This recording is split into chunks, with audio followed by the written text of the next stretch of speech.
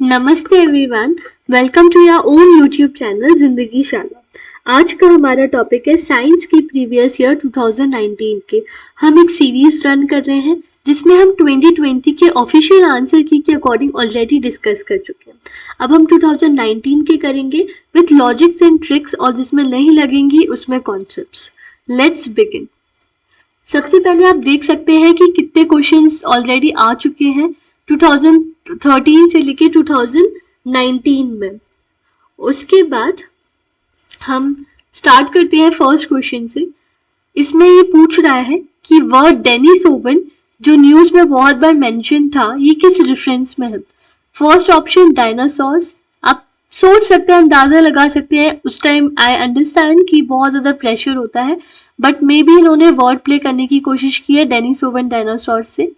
केव system, already हम इतने केव system पढ़ते हैं, never heard of Denisovan. Geological period, of course नहीं। Geological periods we are all very aware of, like Meghalayan period etcetera. Geological periods are different. Denisovan is an early human species. Let's come to our next question.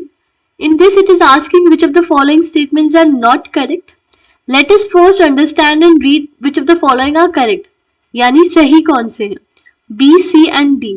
B statement बोल रहा है कि artificial functional DNA को labs में बनाया जा सकता है.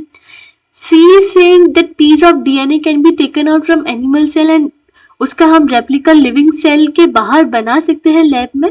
And D statement is saying कि प्लांट और एनिमल सेल को हम सेल डिवीजन कर सकते हैं लैब्स में. वाई आई एम रिपीटिंग ये तीनों स्टेटमेंट्स? बिकॉज अभी एग्जाम में रिपीटेशन हो जाता है कभी कभी, एंड मे बी पॉसिबल कि आगे एग्जाम्स में आपको इन तीनों में से कोई स्टेटमेंट आ जाए. तो या तो आप इन्हें नोट डाउन कर लीजिए या अच्छे से देख लीजिए. These three of the statements are correct. While जो फर्स्ट स्टेटमेंट बोल रहा है कि हम एक फंक्शनल क्रोमोसोम बना सकते हैं डिफरेंट स्पीशीज को के सेल्स को डीएनए को जोड़कर, that has not been yet happened. Future possibility of course हर चीज की है साइंस में, बट अभी साइंस में ऐसा नहीं है. Then what are the reasons for occurrence of multi-drug resistance in microbial pathogens? इसका मतलब है कि जब हम एंटीबायोटिक्स खा लेते हैं बहुत सारे, तो एक सुपर बग डेवलप हो जाता है. यानी कि वो जो हमने एंटीबायोटिक खाई जिसकी नीड भी नहीं थी, उसकी वजह से एक सुपर बग डेवलप हो जाता है और वो असर करना बंद कर देता है, which is harmful for our health. तो ये कैसे होता है? ये कुछ लोगों में जेनेटिकली होता है, इनकरेक्ट डोजेस खाने से होता है एंटीबायोटिक्स के. एंटीबायोटिक्स को जब हम लाइव स्टॉक फार्मिंग में यूज करते हैं, पोल्ट्री फार्मिंग वगैरह में, आपने न्यूज में भी सुना होगा कि हमने सुप्रीम कोर्ट ने बैन लगाया था, और जब लाइव स्टॉक फार्मिंग में यूज होता है तब, या मल्टीपल क्रोनिक डिसऑर्डर्स होते हैं कुछ लोगों में तब.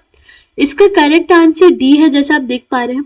फर्स्ट स्टेटमेंट क्यों नहीं है, अगर आप सोचें तो आप समझ सकते हैं कि अगर जेनेटिक प्रीडिस्पोजिशन है कुछ लोगों का, तो उसका मतलब ये नहीं है कि उसे मल्टी ड्रग रेजिस्टेंस होगा माइक्रोबियल पैथोजन से. उसके बाद Cas9 क्रिस्पर के बहुत ज्यादा कॉन्टेक्स्ट में न्यूज में था. What is CRISPR Cas9 is a full technique biotechnology में जो हम पढ़ते हैं. Have you heard the name of that?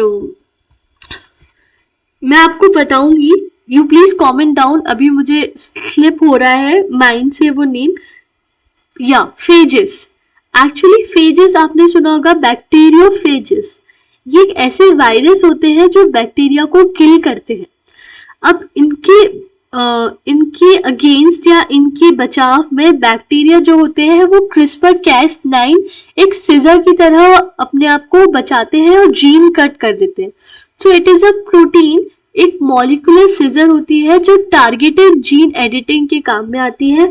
और इसमें जो फ्यूचर कॉन्सेप्ट्स है, लाइक 3 पेरेंट बेबी, या not 3 parent baby exactly, but जो फ्यूचर कॉन्सेप्ट्स है लाइक डिजाइनर बेबी, ये इसमें Cas9 का यूज होता है. अगर आपको डिजाइनर बेबी, 3 पेरेंट बेबीज ऐसे कॉन्सेप्ट समझने हैं जो कि बहुत ज्यादा रेलिवेंट टॉपिक्स हैं यूपीएससी में, so please comment down below. Then which of the following statement is not correct? आप प्लीज ध्यान से पढ़ें, इसमें नॉट करेक्ट पूछा गया है. तो नॉट करेक्ट स्टेटमेंट, सबसे पहले हम करेक्ट स्टेटमेंट्स पढ़ लेते हैं। हेपेटाइटिस बी वायरस जो है वो मच लाइक एन HIV उसका ट्रांसमिशन होता है। ग्लोबली जो लोग हैं जो हेपेटाइटिस बी और सी से इन्फेक्टेड है वो HIV से कई गुना ज्यादा है। उसके बाद कुछ लोग जो हेपेटाइटिस बी और सी से इन्फेक्टेड है वो कुछ सालों तक तो सिम्टम्स भी शो नहीं करते। तो दी स्टेटमेंट तो हम अंदाजा लगा सकते हैं कि हाँ ऐसा बहुत बार बहुत सारी बीमारियों में होता है कि सिम्टम्स नहीं मिलते हैं। और अगर आपको हेपेटाइटिस बी और सी अगर थोड़ा भी अगर आपको पता हो और अगर आप जानते हैं तो ये सेक्सुअली भी ट्रांसमिट हो सकता है, इसलिए इसमें फर्स्ट स्टेटमेंट भी सही है कि ये HIV की तरह भी ट्रांसमिट हो सकता है। अब हेपेटाइटिस बी और सी दोनों मिलकर HIV से ऑफकोर्स ज्यादा है, दिस इज अ फैक्ट, ये HIV से ज्यादा है। उसके बाद हेपेटाइटिस बी की वैक्सीन नहीं है, this is wrong. Hepatitis B का भी वैक्सीन है जो लगता है जो है। देन इसमें LTE और वोल्टे के बारे में पूछ रहा है, this is again a technology related domain जो पूछा जा रहा है। और हम अपने फोन यूज करते हैं, वी ऑल नो कि ऊपर हमारे फोन पे लिखा आता है VoLTE, so this is a 4G technology और LTE तो पहले लिखा आता था, ठीक है। नाउ इसमें लिखा है कि LTE जो 3G है और वोल्टे एडवांस 3G है। हमारे फोन के ऊपर अगर आप स्क्रीन पे देखेंगे तो सबसे ऊपर लिखा होता है बैटरी के चार्जिंग के बगल में वोल्टे, और हमारे फोन 4G फोन्स हैं तो ये एक 4G टेक्नोलॉजी है, तो हम बेसिक नॉलेज से इसे निगलेक्ट कर सकते हैं। इसमें बोल रहे हैं LTE सिर्फ डेटा ओनली टेक्नोलॉजी है और वोल्टेज सिर्फ वॉइस ओनली। आप अपने फोन पे सिर्फ वॉइस ओनली तो नहीं सुनते, डेटा भी चलता है, या so this statement is also not correct, so D is the right answer. Now, which of the in the context of digital technologies for entertainment, अब इसमें augmented reality और virtual reality के बारे में क्वेश्चन है। अगर मैं आपको सिंपल सा एग्जांपल दूं तो augmented reality यानी Pokemon Go जो गेम आया था जहां पर आप अपने सामने जो आप गेम खेलते थे तो आप Pokemon के जो उसके क्रिएचर्स होते थे आप उनको देख सकते हैं। And VR box you all know, जब हम एक हेडसेट होता है जो हमें आंखों पे पहनाया जाता है and we really go on a different world, different journey, we feel like we are travelling, we are jumping, that's virtual reality. अब इसमें ये बोल रहा है कि ऑगमेंटेड रियलिटी में physical world is completely shut off. Is it really so? जब आप पोकेमोन गो खेल रहे थे तो क्या फिजिकल वर्ल्ड कंप्लीटली शट हो गया था? नहीं, so this is a wrong statement. Virtual reality में ये बोल रहा है कि जो वर्चुअल रियलिटी में images are generated from the computer are projected on to real life objects. No, this is opposite, it is saying ये ऑगमेंटेड है और ये वर्चुअल है। देन इट इज सेइंग कि ऑगमेंटेड रियलिटी जो होती है वो इंडिविजुअल को प्रेजेंट होने देती है वर्ल्ड में और एक्सपीरियंस बढ़ाती है ऑफकोर्स, और VR जो होता है वो क्लोज करता है। इफ यू सी ये चारों स्टेटमेंट्स, अगर आप फर्स्ट स्टेटमेंट अगर आप सही मानते हैं तो आप इसे सही नहीं मान सकते थर्ड को, क्योंकि ये ऑपोजिट स्टेटमेंट्स दिए गए। अगर आप स्टेटमेंट्स ही ढंग से पढ़ेंगे कि VR AR का ये क्या बोल रहे हैं तो बहुत सारी चीजें आपको वहीं क्लियर हो जाएंगी। उसके बाद डिजिटल सिग्नेचर, डिजिटल सिग्नेचर में UPSC ने इसका आंसर 3 ओनली माना है।